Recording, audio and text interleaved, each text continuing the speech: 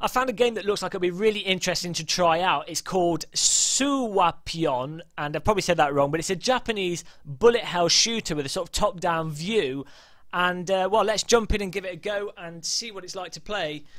The interesting thing to note about this is that it looks as if it's been designed out of the box for the DK2 or virtual reality, and it is a fully fledged game. And, well, I'm not completely sold on the art style here, but we'll go with it for now. The full head tracking is working, can look around the menu and everything. Everything's in Japanese, so we're just going to have to... let's go for this. Normally plays at the top. Red or blue? Feel like Neo in the Matrix here. Got to make a decision. Let's go for blue. Probably the wrong decision. And difficulty. With this being a Japanese bullet hell game, I'm just going to go for normal because you probably have to be superhuman to do the other difficulties. Right. I'm using an Xbox 360 controller to play this. So that's why my hands are under the table. It looks a bit dodgy, especially with the style of this game. Now, the cutesy anime style is really not my my cup of tea, but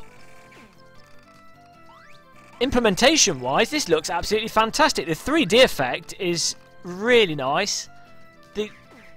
There's a little bit of motion blur when I turn my head, so it's better to keep my head steady.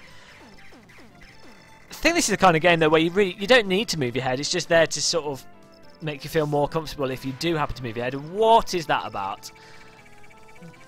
The interface is really nicely done, so I can look up to see my score and details, and it's all really clear. The 3D effect is really powerful in this, actually. This is yet another sort of more cartoony style game, and it really does...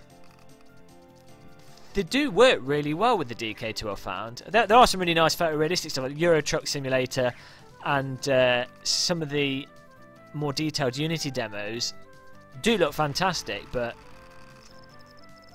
something about these flat, sort of cartoon shaded games really draw me into the virtual reality.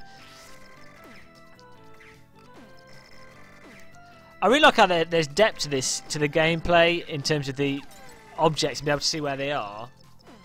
Be interesting to see this in 2D, see if it's actually as playable in 2D as it is in 3D.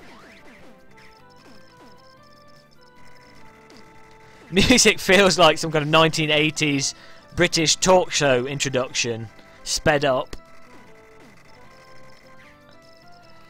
If they replaced all the artwork in this, kept the gameplay, then this is something I'd probably really enjoy playing. I'll play. Actually, I will play through it. You know, it looks like a fairly decent bullet hell game. Just the art is really off-putting. Oh dear. As you can see, I'm terrible at this. Oh, why is there now a 4-year-old flying in my face? I feel like this is some kind of weird brainwashing tool.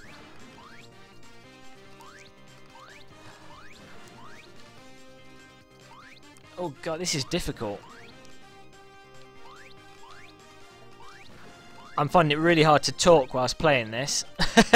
I think this is definitely worth downloading though. If you've got a DK2, I might even work on a DK1. I've got to shoot at the girl, otherwise she won't die. Oh, this is too hard to play and talk.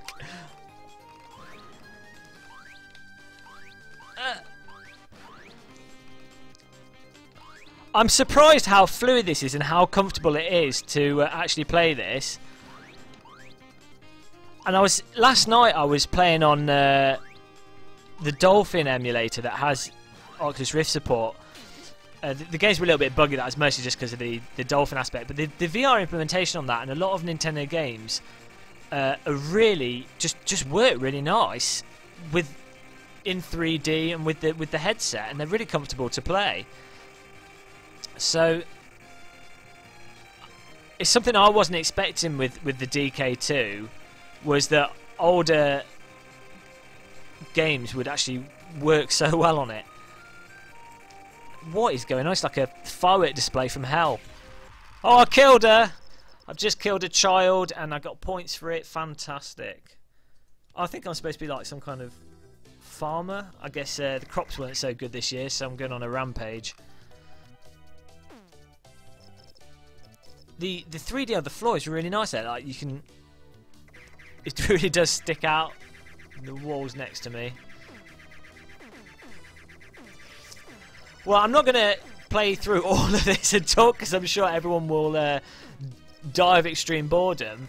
But it's certainly a really good demonstration of this sort of game working especially well with the DK2. It is comfortable. Even though it's scrolling and there's a sort of constant movement, that's not really making me feel motion sick at all. It's very comfortable, which is genuinely surprising. Do you know what, I'm going to try and get to the end of this. I'm not going to do it in this video, but I'm going to try and finish this game. It'll be the first full-on Japanese bullet hell that I'll ever get to the end to if I manage it. I try Ikarigura. I've done that, and that's alright. But I think that's more of a sort of... it's a lot easier than the... Why is she not wearing any trousers? Right, okay. What is going on? Japan, you surprise me. You managed to surprise me. Everything I see that comes from this Japanese. What is going on? Right, well, really good, really interesting. This is really polished and nicely done. Download it straight away. Thanks for watching this video. Thank you for Japan. What? Oh dear. Thanks Japan for always surprising me with new stuff. See, the head tracking's spot on. Oh look, you can zoom right in. Surprising how much depth you actually get on with the DK2 IR camera. You're right into the scoreboard. Not sure why you'd be sticking your face. When you're wearing the DK2, you forget how much you can actually move. You just don't expect it to offer that much freedom. Especially if you put your camera further back and high up, you get a lot of movement choice. Movement choice have just invented a new saying. As I said, probably 6 times now. Thanks for watching. Download this now. I'm going to put the name of the game in the comments because I can't pronounce it. Goodbye, and I'll have some more DK2 videos up later today. Now that you're most definitely on a government watch list, you might as well click the subscribe and like button. There's no going back.